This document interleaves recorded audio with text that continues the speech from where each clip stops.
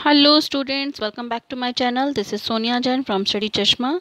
तो बच्चों, आज हम करेंगे शिक्षा निदेशालय दिल्ली द्वारा आयोजित वर्कशीट नंबर 6 क्लास 6 के लिए।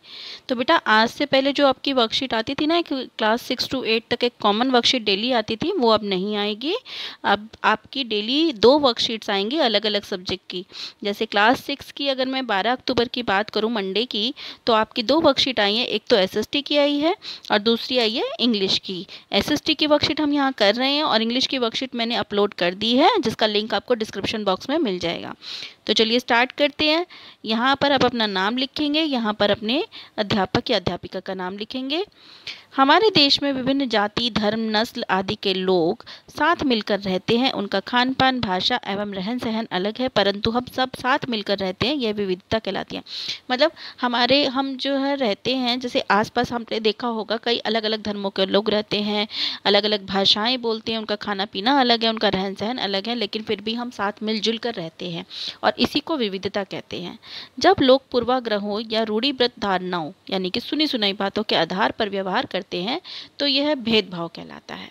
ठीक है, मतलब पहले से ही हम कोई चीज़ मान लें कि हाँ भाई ऐसे होगा ऐसे होगा। जैसे कहा जाता है कि लड़के घर का काम नहीं करते, ठीक है, ये हमने मान्यता बना रखी है, लेकिन ऐसा नहीं है। ये हमारा पूर्वाग्रह है, ये रूढ़िवादी है। ऐसा नहीं है, लड़का लड़की को एक समान दृष्टि से देखना चाहिए।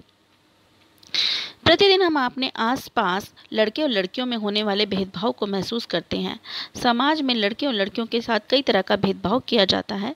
हमारे समाज में इस प्रकार की बातें आमतौर पर सुनी जा सकती हैं कि लड़के बहादुर होते हैं या लड़कियों के घाम को घर का काम करना चाहिए।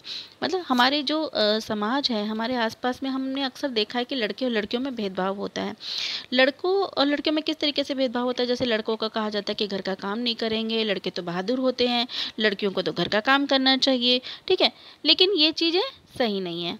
हमें केवल किसी के लड़का या लड़की होने के आधार पर भेदभाव नहीं करना चाहिए। अगर हम आज की बात करें, गीता फोगाट है जो कि कुश्ती लड़ती हैं। ठीक है, पहले कहा जाता था कि लड़के कुश्तियाँ सिर्फ लड़के ही खेलते हैं, कुश्तियाँ सिर्फ लड़के ही करते हैं। ऐसा नहीं है। आपने पिक्चर भी देखी होगी, दंगल, है ना? तो ऐसा ही कुछ है कि आजकल हम भेदभाव, बिल्कुल गलत बात है कि लड़की किसी फील्ड में पीछे नहीं है। लड़का और लड़की में कोई भेदभाव नहीं होना चाहिए, दोनों एक समान है। समाज में समानता को बढ़ावा देना चाहिए। तो चलिए अब इन्हीं पर कुछ प्रश्न आधारित हैं, वो करते हैं। निम्नलिखित प्रश्नों को हल करके अपनी उत्तर पुस्तिका में लिखिए। पहला है, आमतौर पर मुक्केबाजी को पुरुषों का खेल माना जाता है और खाना पकाना महिलाओं का कार्य माना जाता है, लेकिन संजीव कपूर ने खाना बनाने को और मैरी कॉम व सरिता देवी ने मुक्केबाजी को नई ऊंचाइयां प्रदान की है। इसी प्रकार से आप समाज में उपस्थित ऐसे लोगों की सूची बनाइए जिन्होंने ऐसे लैंगिक भेदभाव को तोड़ा है। मतलब कहा जाता है कि जैसे खाना पकाना सिर्फ औरतों का काम है, लेकिन संजीव कपूर जो कि एक आदमी है, उन्होंने इस काम को इतनी ऊंचाइयों पर लेके गए हैं कि आज पूरे वर्ल्ड में, पूरी दुनिया में मशहूर हैं। इसी तरीके से अगर हम बात करें मैरी कॉम की, तो उन्होंने, कहा जाता है कि लड़के कुश्ती लड़ सकते हैं, मुक्केबाजी कर सकते हैं, लेकिन मैरी कॉम ने मुक्केबाजी को नई ऊंचाइयां प्रदान की हैं।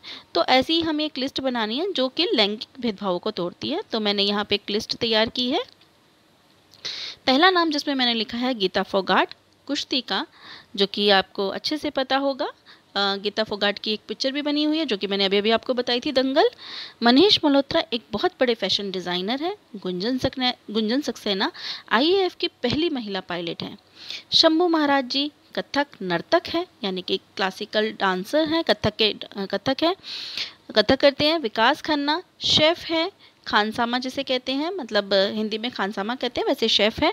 ठीक है, इंग्लिश में शेफ कहते हैं। तो मतलब जैसे संजीव कपूर है, वैसे ही विकास खन्ना जी भी हैं। तो ये हमारे कुछ लिस्ट हमने बनाई है।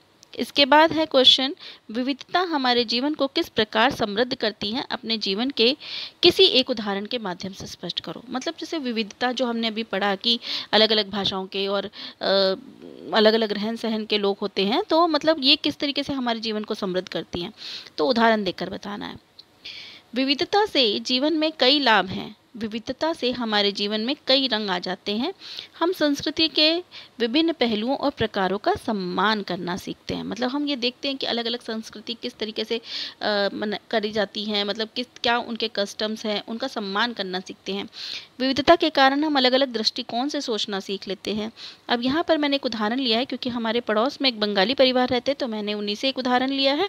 आप भी अगर ऐसे लेना चाहते हैं, आप ये लिखना चाहते हैं तो ये लिख सकते हैं, नहीं तो आप अपने भाषा में भी कुछ और भी लिख सकते हैं। जैसे हमारे पड़ोस में एक बंगाली परिवार रहता है जिनसे हमारे घनिष्ठ संबंध हैं। इनसे मुझे बंगाली भाषा सीखने को मिली तथा अलग अलग बंगाली पकवान भी सीखने को मिले। यहाँ मिली नहीं, मिले आएगा, ठीक है। हम आपस में मिलजुल कर एक दूसरे के त्यौहार मनाते हैं। मतलब अगर दुर्गा पूजा होती है तो हम भी उनके साथ दुर्गा पूजा मनाते हैं, और हमारे जो त्यौहार होते हैं वो भी हमारे साथ मिलकर मनाते हैं। यदि विविधता नहीं होती तो हमारा जीवन उबाऊ हो जाता, ठीक है। तो यहाँ हमारी वर्कशीट कंप्लीट होती है। सो अगर आपको मेरी वर्कशीट्स अगर मेरे आपको वीडियोस अच्छी लगती हैं तो मेरे वीडियोस को लाइक कीजिए, शेयर कीजिए, सब्सक्राइब कीजिए।